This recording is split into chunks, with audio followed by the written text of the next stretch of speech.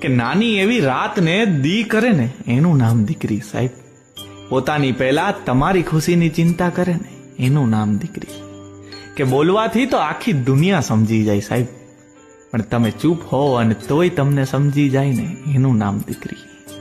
કે ઘૂઘરીનો ઘમકાર અને ઝાંઝરનો ઝણકાર એ તો જે ભાગ્યશાળી હોય ને એના નસીબમાં જ હોય. જો તમે દીકરાને ચંદન કહેતા હોવ ને તો હું દીકરીને કસ્તુરી કહું છું. જો તમે દીકરાને ઘરની તિજોરી કહેતા હો તો હું દીકરીને ફળિયું કહું છું, ઘરનું આંગણું કહું છું. કેમ કે દીકરી વગરના ઘરમાં અવાજ હોઈ શકે, કલરવ ના હોઈ શકે, ને દીકરી વગરના ભવમાં જીવન તો હોઈ શકે પણ ઈશ્વર ના હોઈ શકે. અને એટલે જ કે દીકરી એટલે ઈશ્વરના આશીર્વાદ નહીં, આશીર્વાદમાં મળેલ ઈશ્વર એટલે દીકરી. આશીર્વાદમાં મળેલ ઈશ્વર એટલે દીકરી.